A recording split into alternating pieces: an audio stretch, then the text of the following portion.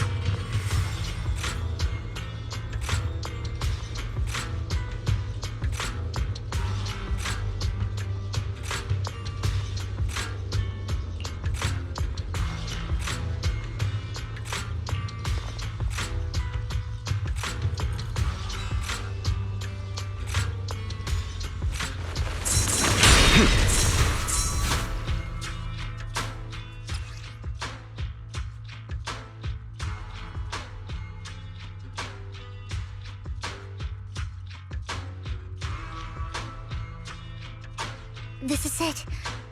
This notebook is what Bringer left behind. But I don't know what these markings on it mean.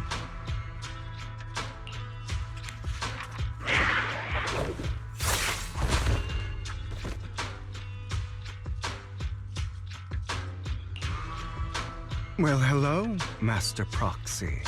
It's been a while. Oh, don't give me that scandalized look. I did just save your lives. I would have protected the proxy even if you hadn't appeared. I'm sure of it, but I happen to be in the area. Worry not, dear companion. I have complete confidence in your strength. Hang on, did you say companion? So you two know each other? Apologies. I didn't have a chance to mention it before. I'm actually part of the Phantom Thieves Syndicate, Mockingbird. That's right. I was only able to slip in during the auction thanks to some help from Vivian backstage. So the whole time you were only bidding on the collections so you could get backstage and tamper with things? I warned you before. You can't rely on appearances. Don't worry, Master Proxy. We don't have any ulterior motives here. As you've probably heard, Mockingbird is a renowned Phantom Thieves syndicate in New Eridu that, despite its longevity, has managed to maintain the secrecy of its members' identities to this day. So, disclosing our identities to you is essentially the highest sign of good faith that a Mockingbird Phantom Thief can show. I guess that makes sense. Your trust is most appreciated. Mockingbird's purpose is very simple, really. To form long-standing and cooperative relationships with outstanding proxies like yourself. We need your abilities. Before you make any decisions, please allow me to briefly explain the concept behind the Mockingbird Syndicate. We all know there isn't anything in this world that's fair. A prime example being the uneven distribution of wealth. People from tops splurge on luxurious collectibles, while the poor have to gamble with their own lives just to get by. Of course, besides wealth, there's also an unequal distribution in this world of happiness and suffering, hope and despair, love and hate. It's all just so unfair. Somebody has to do something to tilt the balance of the scales. And thus Mockingbird was born. We take from those who have far more than they deserve and give it to those who deserve to have more. If you ask me, that's enough to be considered a form of justice.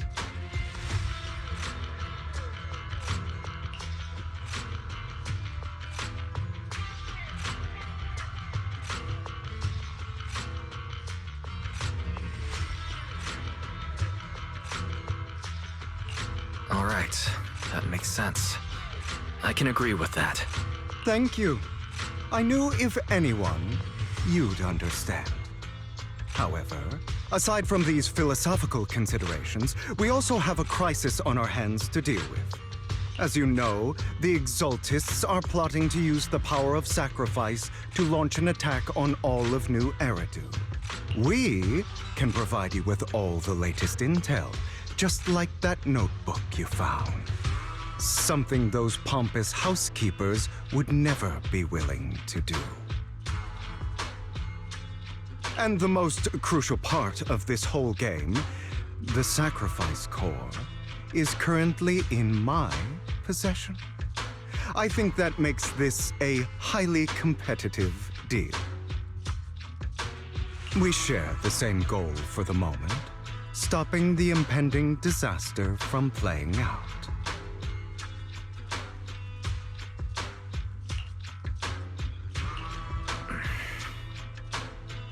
I need some time to think about it. How about this? If you still have misgivings about our upcoming cooperation, then why don't you bring Lycon along with you? He's got the support of the mayor's office behind him, and his presence alone is enough to keep me in check. That would put you more at ease, right? Of course, you're welcome to bring some other friends along, provided they aren't from public security or HSO.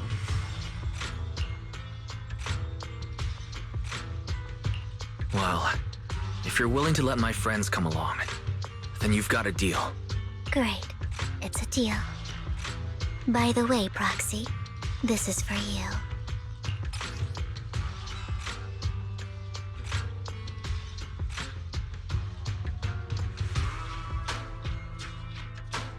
Consider it a souvenir commemorating our first time working together. For now, we'll carefully look through the contents of that notebook. I'll contact you if anything comes up.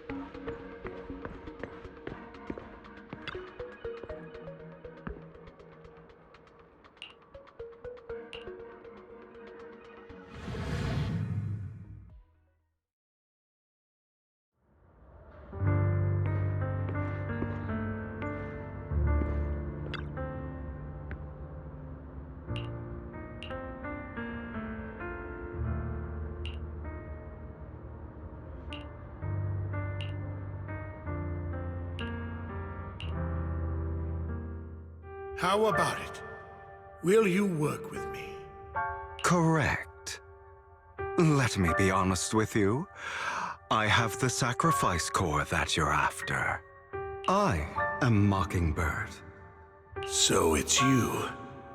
I never thought you'd be so bold as to come see me alone. Relax, my friend.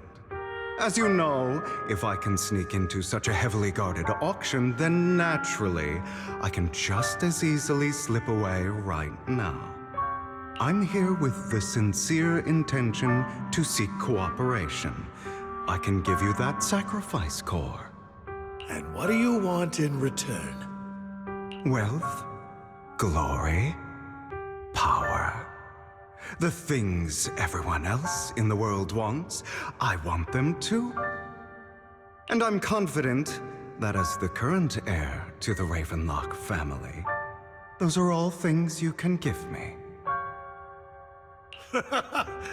Then you've certainly come to the right place. My family is working on a big project. If things come to fruition, Ravenlock's status in Tops will significantly improve. At which point, I'll be sure to leave a spot for you. Naturally, as an outsider, you're precluded from handling any of our core business.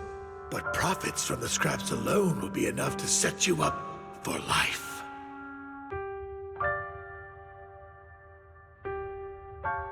Mr. Hartman, I think you've misunderstood me.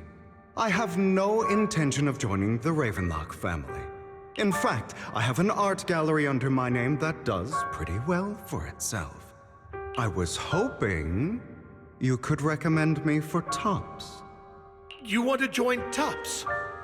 That's easier said than done. Even for a family like ours, it would still require significant effort and... Just answer me yes or no. I don't think either of us can afford to waste time. I understand. Yes, you have my word. But in exchange, you'll have to give me the sacrifice core first. I'm sorry, but I'm afraid I can't. I've already hidden it somewhere safe, a place nobody else but me knows. You don't want to put all your chips on the table when dealing with Tops. I know that far too well. Then that means I also need to keep an eye out when working with the infamous Mockingbird, right? Mr. Hartman, I should remind you that I stand before you undisguised, coming from a phantom thief who's never publicly revealed his identity. Shouldn't that be sufficient assurance?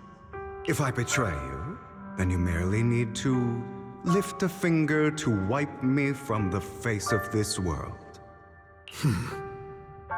You do make a valid point there. In that case, you have a deal. I appreciate your trust. Why don't we celebrate our new partnership with a toast?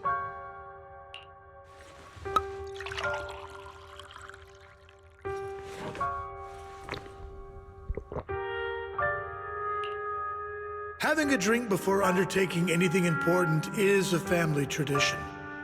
It's good luck. As an outsider, it's a real honor. By the way, you aren't the only member of your organization, are you? Shouldn't all your companions agree to this deal first? You don't have to worry about that. I'll make sure she agrees. Otherwise, I'll get rid of her too. Seems you'll do whatever it takes to get things done. Great things lie ahead for someone like you. All right, let's leave it at that for today. I'll contact you about what to do next. That's him! He's the one who killed Serena! She was the only one who was ever any good to him, right? That's how he repays her? That's why they say once a mongrel, always a mongrel. Just look into his eyes. Father! We have to punish him! Serena had been ranking ahead of him. Hugo must have poisoned her water so he could pass her. Pure evil. Typical for an impure bloodline. He should have been kicked out ages ago. Hugo, did you do all this?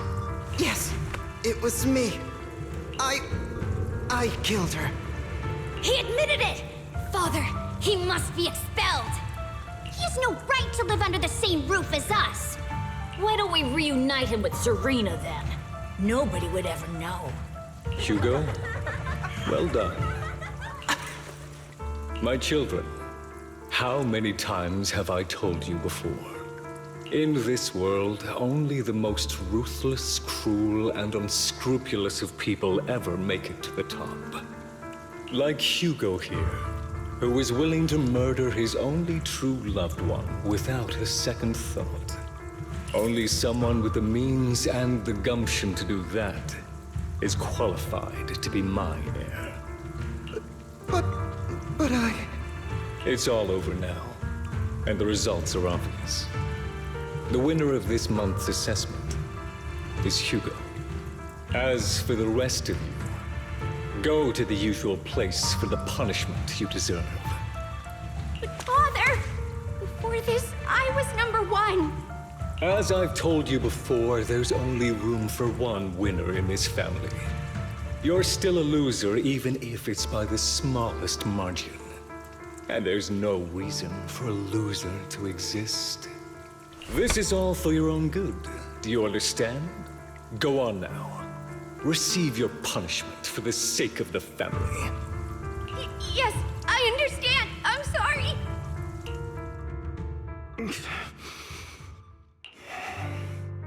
That really brought up some unpleasant memories. It won't be long. Soon, it'll all be over.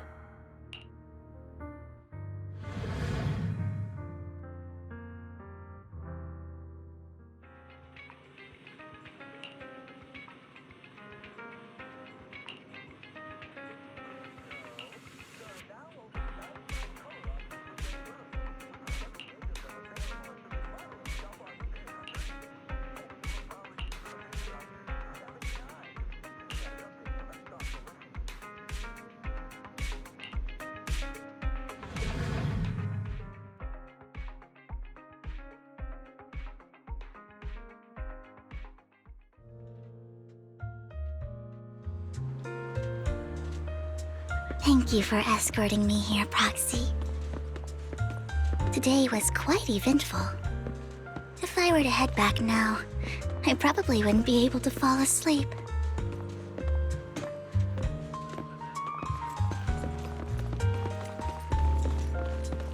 You're a child that only brings misfortune. People have been saying that about me for a long time. I used to feel hurt and resentful. But now that I think about it, it's perfectly normal for people to react that way.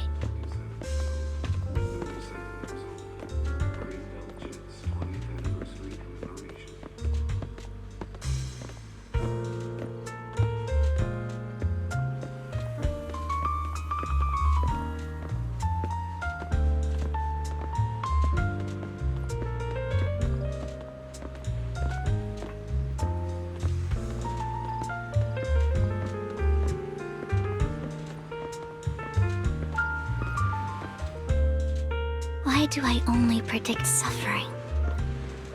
If I could predict happy things, joyful things, would people like me a little more? Maybe. Fate truly is set in stone. Often, I want to help these people avoid their miserable fates. For a time, I even thought that I was successful, that I could change people's destiny. But it was all an illusion. In the end, I couldn't do anything at all. So, I was really happy when you said that my abilities weren't a curse, but a gift. Thank you, Proxy. I'm so glad to have met you. And you're also a fan of Lord Phaethon. It's like we were fated to meet. I don't know why, but I feel completely at ease when I'm by your side.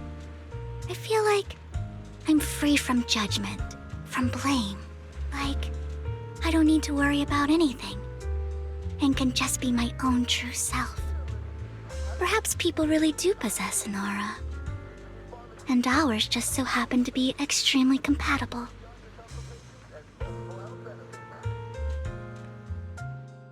By the way, you asked me before about Hugo. I don't really know much about him. He rarely ever talks about his past. But judging from his eye colors, you can guess he's probably the bastard son of a renowned family. I think his mother was very worried about his different colored eyes, and even wanted to get rid of him at one point. But then his family offered a huge price and bought him off his mother for some reason. And just like that, he moved from a leaky and drafty boarding room to a luxurious mansion. But he's also mentioned that the extravagant home is actually like hell for him. I think it's probably because the family treats him terribly. I digress. He ran away and ended up meeting Lycon and his master. After that, they formed Mockingbird together and experienced a rare period of happiness. Until Lycon's betrayal. So, what's your take on Hugo? I imagine I would still be wandering around now if I had never met him. To me, Hugo is just like an older brother. I've always felt as though he's carrying some heavy burden with him. But that's a secret he's kept to himself. Something he'll never tell me. Sometimes when I look into his eyes, I can feel that he's really struggling with something. Even though he may say some extreme things, Hugo really isn't a bad person. I think one day he'll tell me his secret. Until